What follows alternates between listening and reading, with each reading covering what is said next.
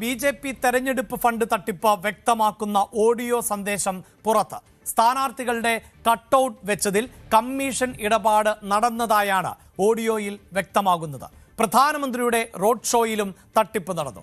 സംസ്ഥാന കമ്മിറ്റി അംഗവും ജില്ലാ നേതാവുമായി കമ്മീഷൻ സംബന്ധിച്ച് ചർച്ച നടത്തുന്ന ഓഡിയോ ആണ് ഇപ്പോൾ പുറത്തു വന്നിട്ടുള്ളത്. പിന്നെ മറ്റത് 8000 പീസ് അടിക്കണം ഡൈക്കട്ട്. അതിൽ പാതി നമുക്കും പാതി അവർക്കും 8 രൂപ അവർക്കും 8 രൂപ നമുക്കും. 8000 പീസ് മറ്റേ ഡൈ കെട്ടടി ഡൈ അല്ലാത്ത മറ്റേ സ്ക്വയർ ഇല്ലടാ. 8000 പീസ് അതായത് 10-12 ലക്ഷം രൂപയോ 8 രൂപ നമുക്ക് 8 രൂപ വരും. ആ രീതിയിൽ ബില്ലിയാണേ. ഒരു മറ്റേ സ്ക്വയർ ബോർഡിന്റെ ബില്ല് റെഡി ആയിക്കോളേ. അത് അടിക്കണമെങ്കിൽ അപ്പഴേ ഞാൻ പറയും. ഇതിന്റെ ബില്ല് 3 ഇൻവോയ്സ് അന്ന് കൊടുത്താലും ഓർമ്മയുണ്ട. അതിൽ ഏറ്റവും കുറഞ്ഞ ഇൻവോയ്സും കൂടെ വെച്ച് റെഡിയാക്കി വയ്ക്കും. തെരഞ്ഞെടുപ്പ് മാനേജിംഗ് കമ്മിറ്റി പട്ടികയും പുറത്തു വന്നിട്ടുണ്ട്. പണമടങ്ങിയ ബാഗിനൊപ്പം സെൽഫി എടുത്ത സിദ്ധാർത്ഥ് ബി.ജെ.പി തെരഞ്ഞെടുപ്പ് മാനേജ്മെന്റ് കമ്മിറ്റി അംഗം ആണ് എന്നും ഹൈടെക് സോഷ്യൽ മീഡിയ ചുമതലക്കാരുടെ പട്ടികയിൽ സിദ്ധാർത്ഥും ഉൾപ്പെട്ടിരുന്നതായും തെളിയിക്കുന്നതാണ് ആ പട്ടിക. വാർത്തയുടെ വിശദാംശങ്ങളുമായി വി അരുൺ ചേരുന്നുണ്ട്. അരുൺ, നമ്മൾ കഴിഞ്ഞ ദിവസം തന്നെ, അതായത് കൊടിയുടെ പേരിൽ മാത്രമല്ല കട്ടൌട്ടുകൾ വെച്ചതിൽ, സ്വീകരണങ്ങൾ ഒരുക്കിയതിൽ അങ്ങനെ വ്യാപകമായ ക്രമക്കേടുകൾ നടന്നിട്ടുണ്ട് എന്ന വിവരം പ്രേക്ഷകരുമായി പങ്കുവച്ചതാണ്. GST നമ്പർ അടക്കം ഒരു കടയുടെ GST നമ്പർ അടക്കം അദ്ദേഹം അറിയാതെ ദുരുപയോഗം ചെയ്തു എന്ന വിവരമടക്കം പങ്കുവച്ചതാണ്. ഇപ്പോഴിതാ ഈ കട്ടൌട്ടുകളിലൊക്കെ എങ്ങനെയാണ് കമ്മീഷൻ അടിക്കുന്നത്? കൃത്യം പകുതിയാണ്, 50% എന്നാണ് നമുക്ക് ആ ഓഡിയോയിൽ നിന്ന് മനസ്സിലാക്കാൻ സാധിക്കുന്നത്. അപ്പോൾ എത്രയാണോ ചെലവ് വരുന്നത് അതിൻ്റെ ഇരട്ടി എന്ന നിലയിൽ ആണ് കണക്കുകൾ ബോധിപ്പിച്ചിട്ടുള്ളത്. അതുകൊണ്ട് തന്നെയാണ് ഇത് കോടികളുടെ തട്ടിപ്പാണ് എന്ന് പറയേണ്ടി വരുന്നത്. തീർച്ചയായിട്ടും അതുതന്നെയാണ് സംഭവിച്ചത്. മൂടിവെക്കാൻ ശ്രമിക്കും തോറും കൂടുതൽ പുറത്തേക്ക് വരും തെളിവുകളായി മാറുകയാണ് ബി.ജെ.പിയിലെ തെരഞ്ഞെടുപ്പ് ഫണ്ട് കൊള്ള. ഒന്നും നടന്നില്ല സംസ്ഥാന പ്രസിഡന്റ് പറയുമ്പോൾ അങ്ങനെയല്ല എന്ന് തെളിയിക്കുന്ന രേഖകൾ, ഈ കത്തടക്കം ഇന്നലെ ന്യൂസ് 18 പുറത്തുവിട്ടിരുന്നു. എന്നാൽ കത്തുപോലും ഈ കമ്മീഷൻ കിട്ടാത്തവരുടെ അല്ലെങ്കിൽ വർക്ക് ഓർഡർ കിട്ടാത്തവരുടെ കൊതിക്കറിവെന്ന ഒരു വിമർശനം ചില ഭാഗങ്ങളിൽ നിന്ന് ബി.ജെ.പി നേതാക്കൾ ഉന്നയിക്കുന്നുണ്ട്. പക്ഷേ അങ്ങനെ മാത്രമല്ല, കത്തിലുള്ളത് പലതും സത്യമെന്ന് കൂടി തെളിയുന്ന ശബ്ദരേഖയാണ് ഇപ്പോൾ പുറത്തു വന്നിരിക്കുന്നത്. ഇപ്പോൾ ഈ കഴിഞ്ഞ ദിവസം 3 നേതാക്കളെ ബി.ജെ.പി ഭാരവാഹിത്വത്തിൽ നിന്ന് മാറ്റി നിർത്തിയിരുന്നു, സംഘടനാ ചുമതലകളിൽ നിന്ന് മാറ്റി നിർത്തിയിരുന്നു. അതിലൊരു നേതാവാണ്, ഒരു സംസ്ഥാന കമ്മിറ്റി അംഗമാണ് ഇങ്ങനെ കമ്മീഷന്റെ കാര്യത്തിൽ മറ്റൊരാളോട് സംസാരിക്കുന്നത്. മറ്റേ എതിർഭാഗത്തുള്ളതും ഒരു ബി.ജെ.പിയുടെ നേതാവ് തന്നെയാണ്.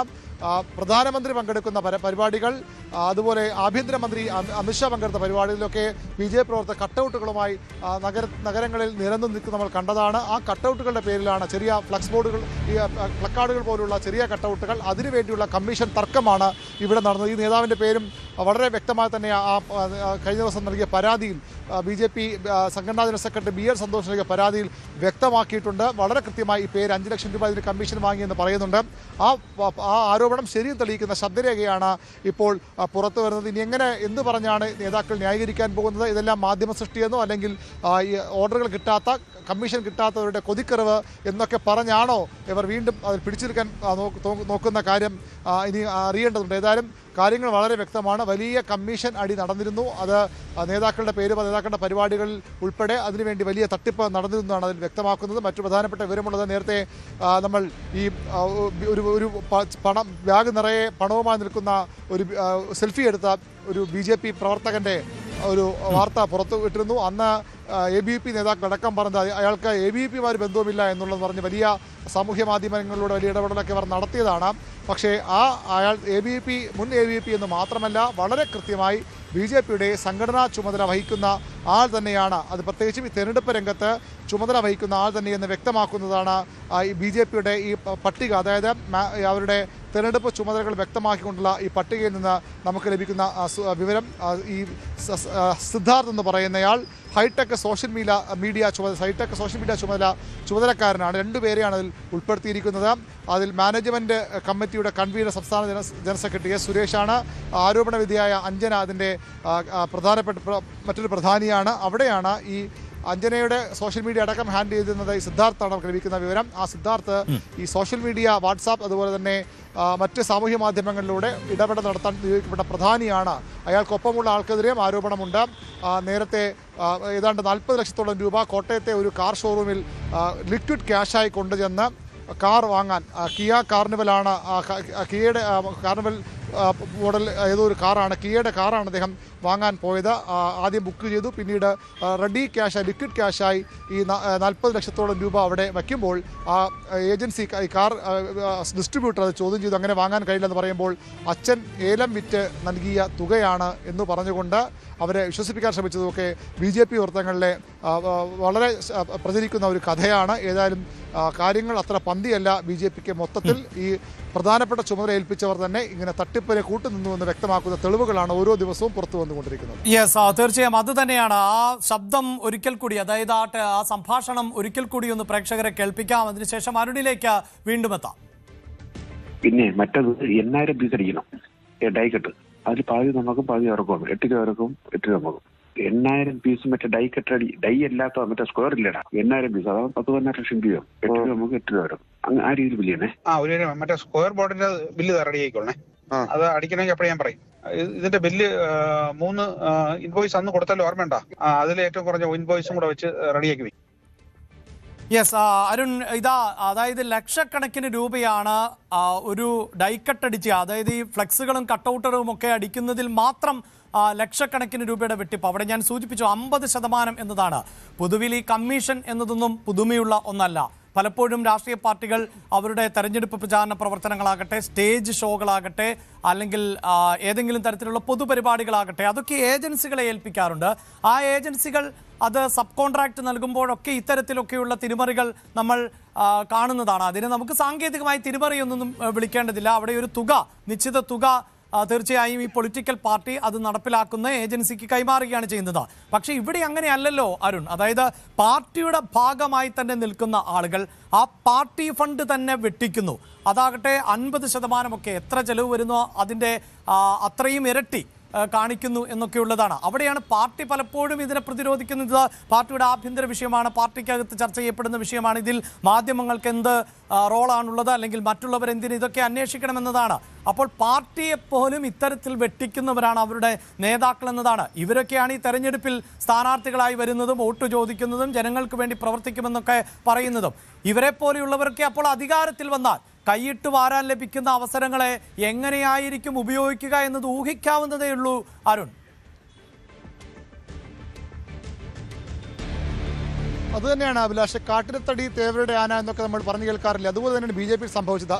ധാരാളം പണമുണ്ട്. അത് പണം കേന്ദ്ര നേതൃത്വം നൽകുന്നു. സംസ്ഥാനത്തു നിന്നുള്ള പിരിവുണ്ട്, ജനങ്ങളിൽ നിന്നുള്ള പിരിവുണ്ട്. വലിയ രീതിയിൽ BJPക്ക് വലിയ പ്രതീക്ഷ ഉണ്ടായ തെരഞ്ഞെടുപ്പാണ്. പ്രതീക്ഷ ഏറെക്കുറെ അവർക്ക് യാഥാർത്ഥ്യമാക്കാനും കഴിഞ്ഞു. 3 സീറ്റ് കിട്ടി. അതുകൊണ്ട് തന്നെ BJP ഒരു ബദൽ ശക്തിയായി സംസ്ഥാനത്ത് വളർന്നു വരുന്നു എന്നുള്ളത് യാഥാർത്ഥ്യമാണ്. അങ്ങനെയുള്ള BJPക്ക് കേന്ദ്ര നേതൃത്വം എന്നും കേരളം പിടിക്കുക എന്നുള്ള കേന്ദ്ര നേതൃത്വത്തിൻ്റെ വലിയൊരു അഭിമാന പ്രശ്നം കൂടിയാണ്. അവിടെ അക്കൗണ്ട് തുറക്കുന്നതിനപ്പുറത്തേക്ക് ശക്തമായ സാന്നിധ്യമായി മാറുമെന്ന് പറഞ്ഞുകൊണ്ടാണ്, അമിത്ഷാ അടക്കം പറഞ്ഞുകൊണ്ടാണ് BJP തെരഞ്ഞെടുപ്പ് നേരിട്ടത്. അതിന് എല്ലാ സംവിധാനങ്ങളും എല്ലാ തരത്തിലുള്ള സഹകരണവും കേന്ദ്ര നേതൃത്വം BJPക്ക് നൽകി. അങ്ങനെ നൽകിയ പണത്തിൽ നിന്നാണ് സംസ്ഥാനത്ത് BJPയെ വിശ്വസിച്ച് കേന്ദ്ര നേതൃത്വം നിർത്തിയ ഈ പ്രധാന ചുമതലയേൽപ്പിയ നേതാക്കൾ തന്നെ കേന്ദ്ര നേതൃത്വം നൽകുന്ന പണത്തിൽ നിന്ന്, സംസ്ഥാനത്ത് പിരിക്കുന്ന പണത്തിൽ നിന്ന്, പാവപ്പെട്ട പ്രവർത്തകർ ആളുകൾ നിറങ്ങി പിരിക്കുന്ന ഈ പൊതുജനങ്ങൾക്കും മാധ്യമങ്ങൾക്കും ഒരു പങ്കില്ല എന്ന് രാജീവ് ചന്ദ്രശേഖർ പറയുമ്പോൾ ഇതേ പൊതുജനങ്ങളിൽ നിന്ന് കൂടിയാണ് BJP സംസ്ഥാനത്ത് ഫണ്ട് പിരിക്കുന്നത്. ആ ഫണ്ടിൽ നിന്ന് ഉൾപ്പെടെയാണ് ഇങ്ങനെ ഒരു ലജ്ജയുമില്ലാതെ BJPയുടെ നേതാക്കൾ കൈയിട്ട് വാരിയത്. അതിന് തെളിവുകളാണ് ഓരോ ദിവസവും പുറത്തു വരുന്നത്. ഇത്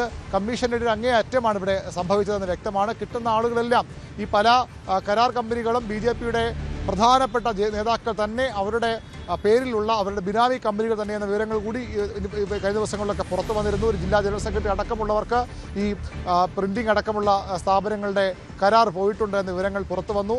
ഇത് മാത്രമല്ല, കാറുകൾ വാടകയ്ക്ക് നൽകിയതിൽ തട്ടിപ്പുണ്ട്, റൂം ബുക്ക് ചെയ്തതിൽ തട്ടിപ്പുണ്ട്, ഹെലികോപ്റ്റർ യാത്രയിൽ വരെ തട്ടിപ്പ് നടത്തിയിട്ടുണ്ട്. അതായത് കൊടി മുതൽ ഹെലികോപ്റ്റർ വരെ താഴെത്തൊട്ട് ആകാശം വരെയുള്ള തട്ടിപ്പ് ഇതുമായി ബന്ധപ്പെട്ട് നടന്നിട്ടുണ്ട്. അതിൻ്റെ കഴിഞ്ഞ ദിവസം CP നേതാക്കൾ പറഞ്ഞതുപോലെ ഈ അഴിമതിയുടെ തട്ടിപ്പിൻ്റെ ഒരു അറ്റം മാത്രമാണ്, മഞ്ഞുമലയുടെ അറ്റം മാത്രമാണ് ഇപ്പോൾ പുറത്തു വന്നിരിക്കുന്നത്. ഇനിയും വിവരങ്ങൾ BJP നേതാക്കൾക്ക് അറിയാം, BJPയുടെ പ്രവർത്തകർക്കറിയാം. പല വിവരങ്ങളും ഇനിയും പുറത്തു വരാനും ഇരിക്കുന്നു. അതിൽ ഇതുപോലെ വളരെ തെളിവുകളുള്ള കാര്യങ്ങൾ കൂടി, വളരെ കൃത്യമായ തെളിവുള്ള കാര്യങ്ങൾ കൂടി ഉണ്ട്.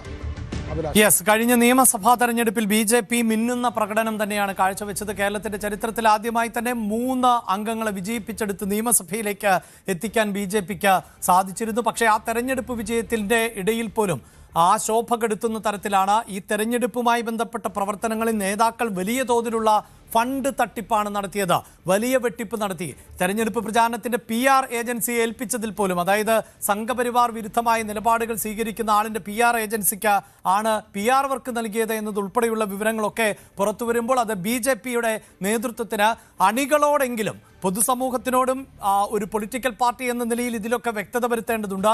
കുറഞ്ഞ പക്ഷം അണികളോടെങ്കിലും ഈ പാർട്ടിക്കകത്തുണ്ടായിട്ടുള്ള ജീർണത, തട്ടിപ്പ് വീരന്മാർ ആരൊക്കെ, അവർക്കെതിരെ എന്ത് നടപടി സ്വീകരിച്ചു എന്നത് പൊളിറ്റിക്കലി എങ്കിലും ഈ രാഷ്ട്രീയ പാർട്ടിക്ക് മറുപടിയായി നൽകേണ്ടതായി വരും. കൂടുതൽ വാർത്തകൾക്ക് News 18 Keralam YouTube channel subscribe ചെയ്യുക.